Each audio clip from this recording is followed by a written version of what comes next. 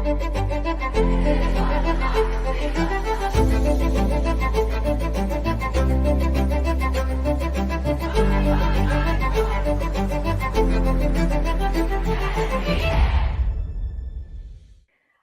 to Feminism Today, everyone. I'm Sophia Johnson in New York. Bioneers co-founder and chief relationship strategist Nina Simons is on a mission and helping to create more resilient networks and communities across the country with her highly acclaimed National Leadership Conference, which convenes in San Francisco and online worldwide every year. Nina is also the author of Nature, Culture, and the Sacred, A Woman Listens for Leadership, and she joins us this week to talk about women's leadership, social justice, and how we can all cultivate resilience and liberation.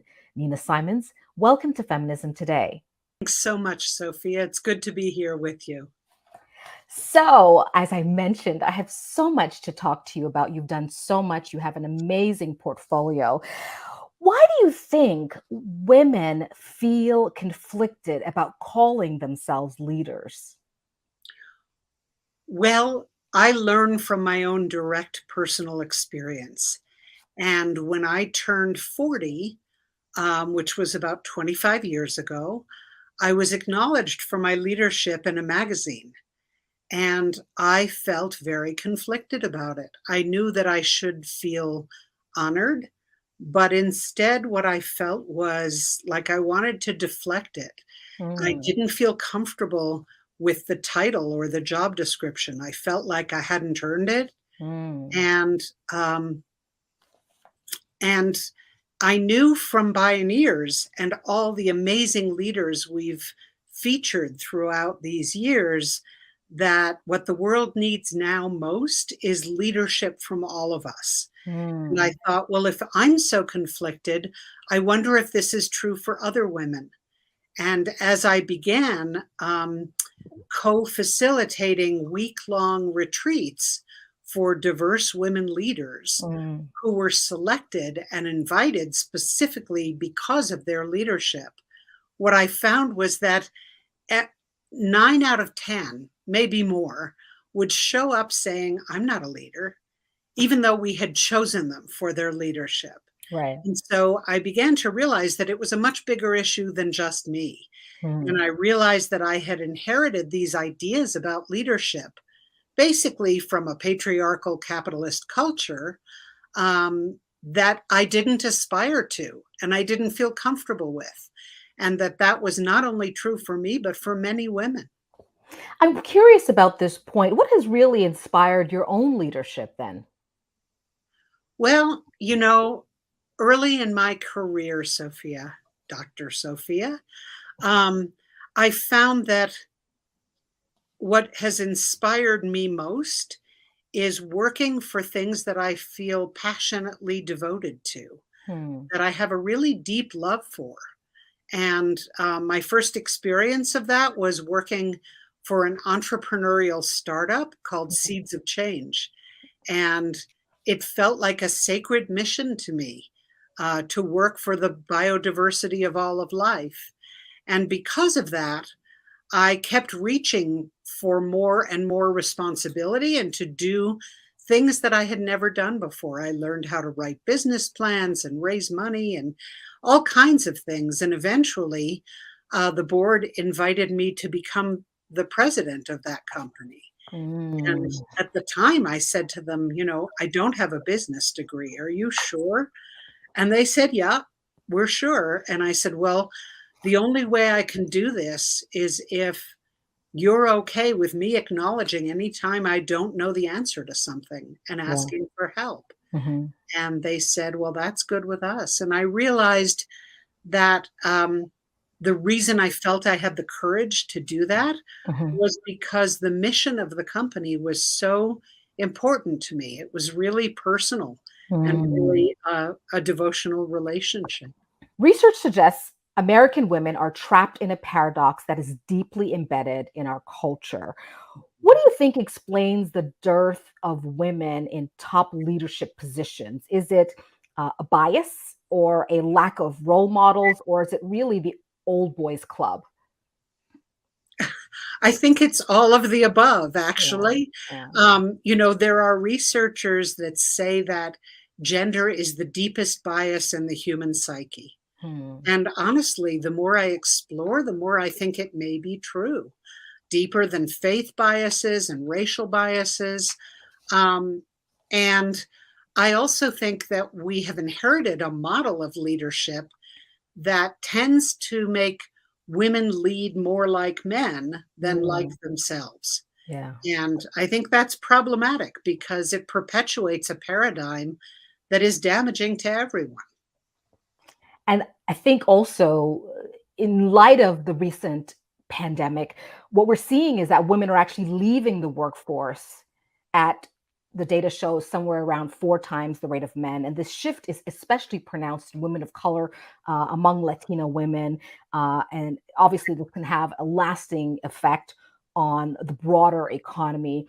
What we're seeing is almost this mom penalty, which can be severe. What are your thoughts on this? Well, I think it's really a challenge, um, and and problematic, and especially when you couple it with the conservative efforts at controlling women and controlling women's bodies. And so we're facing a time where there is a lot of pushback against a feminist agenda. Mhm, And at the same time, women's leadership is more badly needed now in every profession, in every sector, mhm. than I think it may have ever been in history.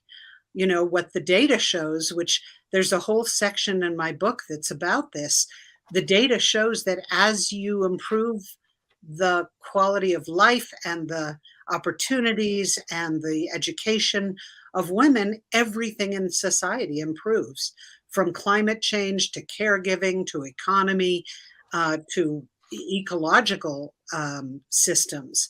Everything improves. And Yeah, we have a lot of evidence of that all over the world. So it's a challenge, but um, I also think that it's an important time to recognize that we as a culture have a lot of healing to do. hmm, And at the same time as we're needing to deal with multi-generational trauma and very difficult, painful things coming up, mhm, we're also called to step forward in new ways.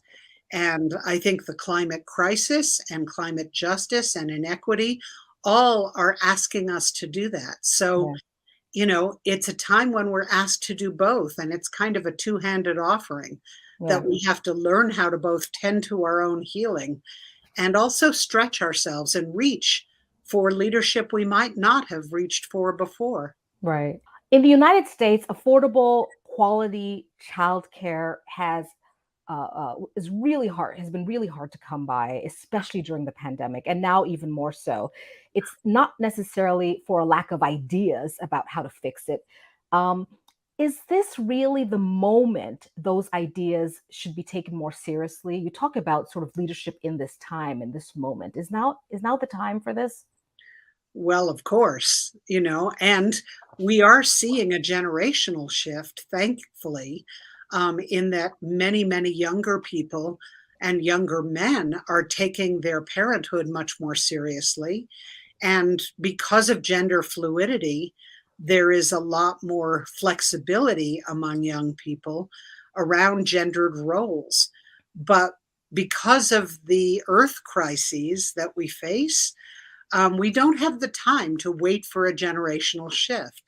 So, in point of fact, yes, of course, it's the time for childcare, it's the time for healthcare, it's the time when all the caring professions actually are in great and dire need. And it's a time for policy shifts around all those things because we need better care for all of our people. And as you mentioned, Dr. Sophia, there's more and more data about the after effects of having COVID. Mhm, And we're dealing with aging populations, and mhm. there should be a lot of good jobs open for caring professionals in all fields. And I think that's true in the business community as much as it is in the caregiving and childcare community and education. You write about women who have risked their lives to address the critical issues of our time. Can we talk about the women who have impacted you most and why? Oh, sure. Well, there are a lot of them, and some of them I know more personally than others. I actually tell stories about them in the book, and Mm, one of the earliest ones that impacted me tremendously was the author Terry Tempest Williams. When I mm, read her first book called Refuge, um, what I saw was that here was a woman who was trained as a naturalist, who was writing about her mother's end of life and about her personal spiritual quandary because she was raised a Mormon. And I thought, wow, this woman is marrying all the parts of herself in one exploration. And that is mm, so powerful. And it really encouraged me to step out of cubby holes, and pigeonholing, and to recognize that I could potentially integrate all the parts of me into a body of work and a life. And that's what I wish for every woman, frankly. Alice Walker was a great inspiration to me in that way as well. mhm, And a marvelous uh, artist and activist named Lily Yeh.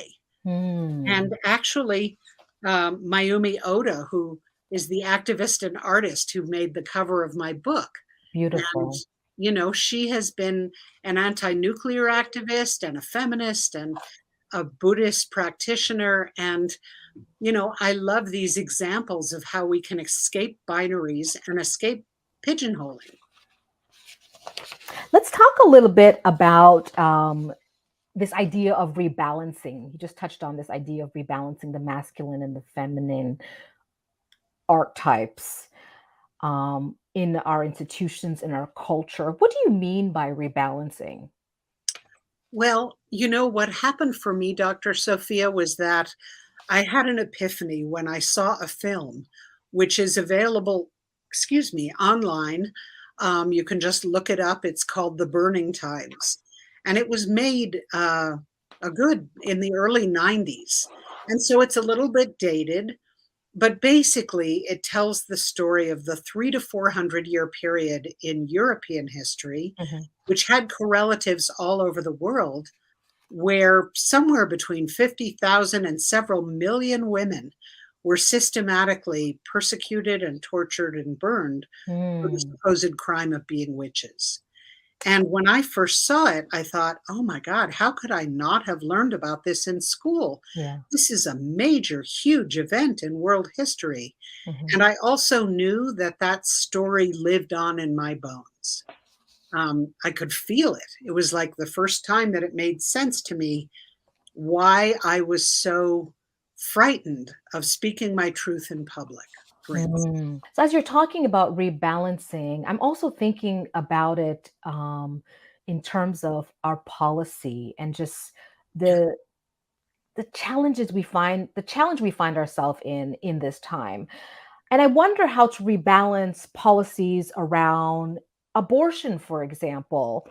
Abortion rights activists say there's still work to do after this leak. But I wonder what's worse as we talk about rebalancing. Is it worse to have a leak, or is it worse to have gleaned this insight in terms of the thinking, at the heart of uh, our justices, our leaders in this country? Well, um, I certainly don't think it's worse to have a leak. Command and control policies have partly gotten us where we are. And Mm, what's especially frightening is for that justice's opinion to be quoting a 17th century man from the burning times yeah, who basically believed that women were property and shouldn't have a say or rights at all. And so, we're into women as slavery again. yeah, yeah. And I mean, it's a frightening time, but it's also an awakening time, and it's a time where, as I said, we're challenged to both face our own traumas and our own healing, but also to really step up in leadership in all kinds of ways, Yeah. and in the ways that we particularly each are called. Mm. I'm also think another pressing issue of our time is this idea of gun control in the context of all the violence here in the United States. Will women reshape, bring balance to the gun control debate, you think? Well, eventually, the question is, will it be soon enough? And Yeah, how much violence has to continue yeah, before, you know, women and men, frankly. I mean, this is an insane situation with that, with gun control. And of all the nations in the world, we are the most backward in many ways in that sense. mm, And especially among, quote, developed nations. Um, Although I think increasingly other nations in the world are looking at the US as yeah, being more like Russia or, another authoritarian country mhm, than the democracy we were purported to be. right, So, um, I mean, hopefully that's just a common sense issue. If we care about the lives of people, unfortunately, many of the people who are against gun control seem to differentiate between some people's lives being of one value and other yeah, people's lives being of another value. yeah, And that's grossly unfortunate and yeah. not the world we want to be co creating. How how do we handle spending so much time focusing on the realities of the environmental crisis we are facing? Well, I think, you know, it's a tricky thing because I would never advocate to anyone to direct their activism or their leadership in any one specific direction. Mm, However, mhm, um, the future of our species on Earth is in peril. And that's just a reality. And some of it is due to our toxicity. Some of it is due to corporations having much too much control over our governance and our policies. Some of it is due to climate change and the fact that we don't have governance that's ready to actually address it.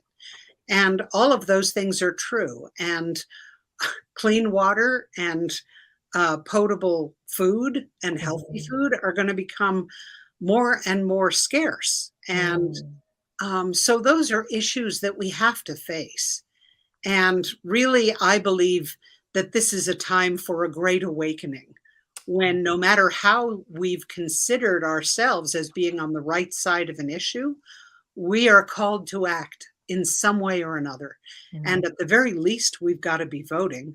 But hopefully, we could be organizing in our local communities to help support access to food and water and power, because the grid in our country is very, very fragile and frail. The food system is tremendously fragile and frail, and our water is jeopardized. And the climate change means that we're going to have more and more catastrophic weather events. mhm. So, while it's frightening, I think we have to be careful not to be disempowered or incapacitated by that fear, but to use the fear as an impetus to act on behalf of what we care about and what we love.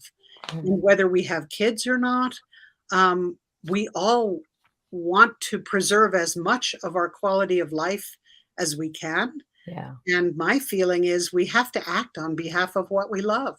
yeah, yeah. One of the things I love about your writing generally is it's always a call to action, but also it's filled with these amazing prompts. So I want to prompt you for a minute. You write that through reflection, writing, discussion, we can all collectively, individually deepen learning and understanding. What else is in your toolkit? Oh my gosh. Well, well, this book was such a joy to co-create, and I have to acknowledge my co-editor, Annika Campbell, Yeah.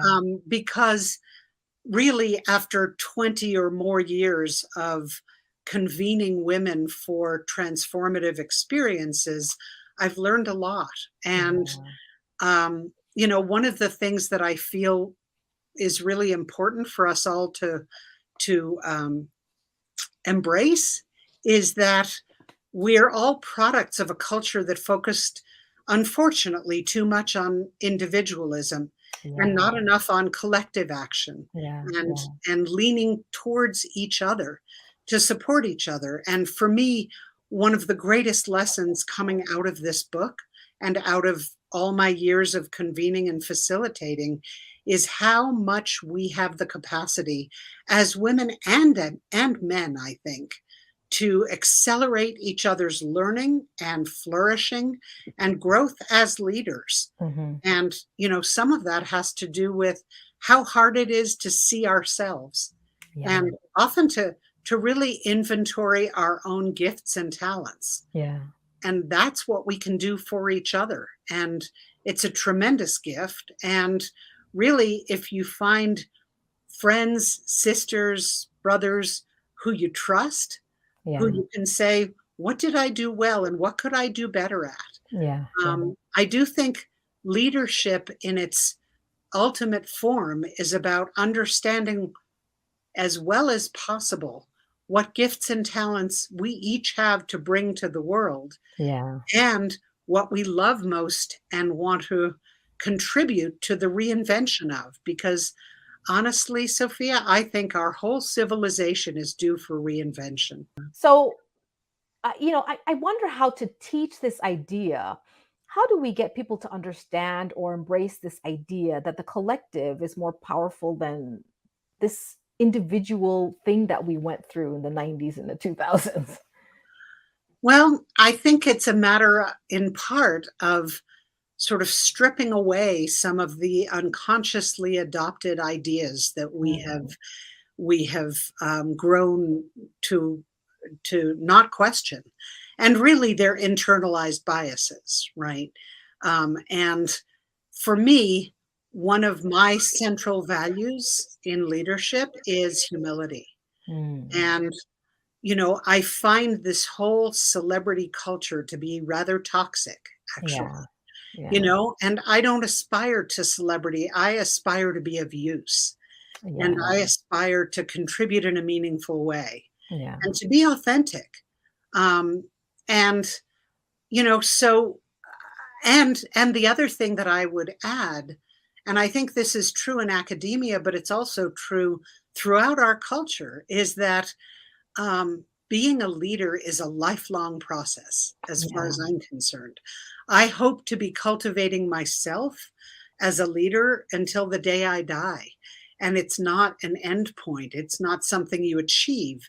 And it's not, I mean, we have so many false beliefs like if we earn enough money, then we're successful. Well, you see a lot of people in midlife crises after earning a lot of money, realizing that their lives don't have any meaning. And Yeah. how do we reconfigure our culture to be to have a focus on meaning and a focus on community? Right. Because honestly, it's the only way we're going to weather this crisis, which is a confluence of crises, actually, Right. of course. It's a social crisis, it's an economic crisis, it's a pandemic, it's a health crisis, it's an Yeah. ecological crisis. Yeah. And we need each other. We need to be Yeah. holding on to each other to hold each other up. Yeah. No, I'm going to hold on to that and walk with that thought, and hopefully it will help to make some changes, certainly in the classroom. Let's talk a little bit about the conference. An amazing turnout, amazing lineup of speakers.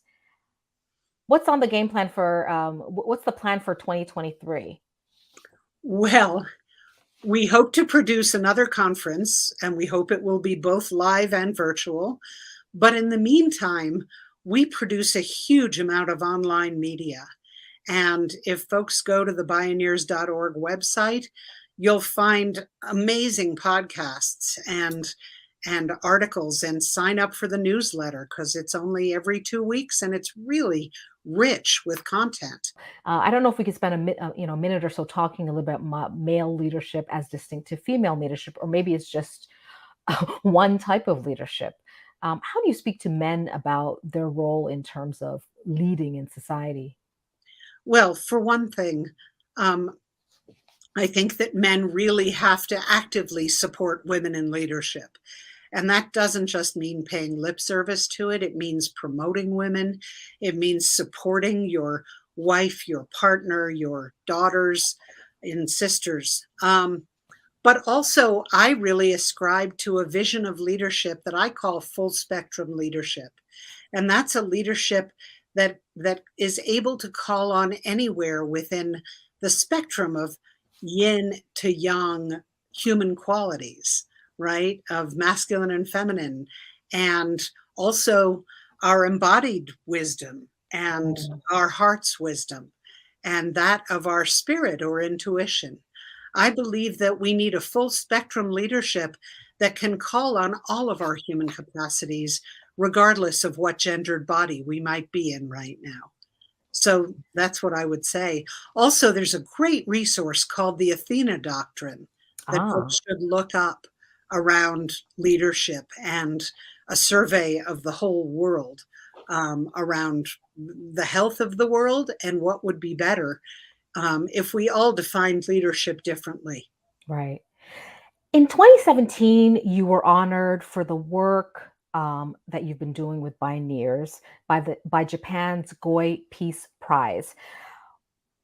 This is a very, very amazing accomplishment, accolade. What did this award signal to you in terms of the work you were doing? Well, we've never done this work for recognition.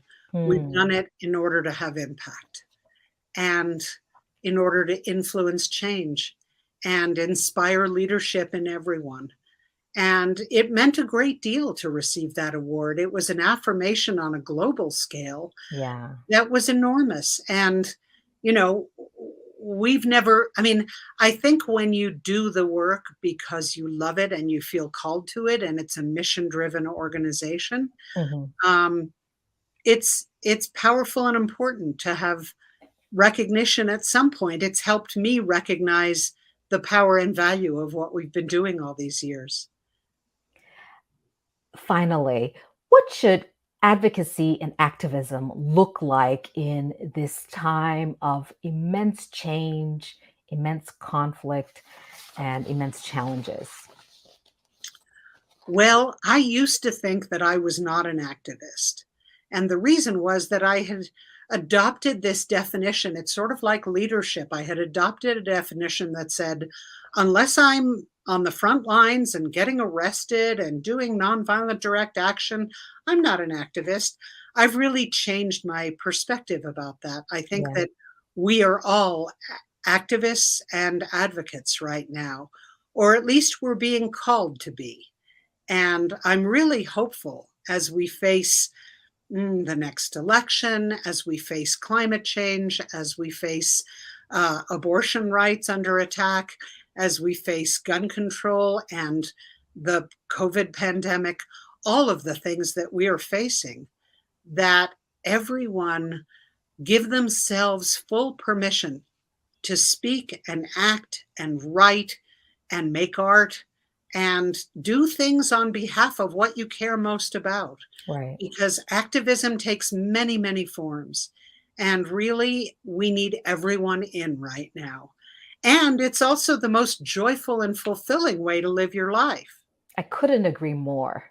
Nina Simons, thank you so much for joining us this week. Thank you, Sophia. And that's it for our program today. Remember, you can follow me and the show on Instagram or Twitter.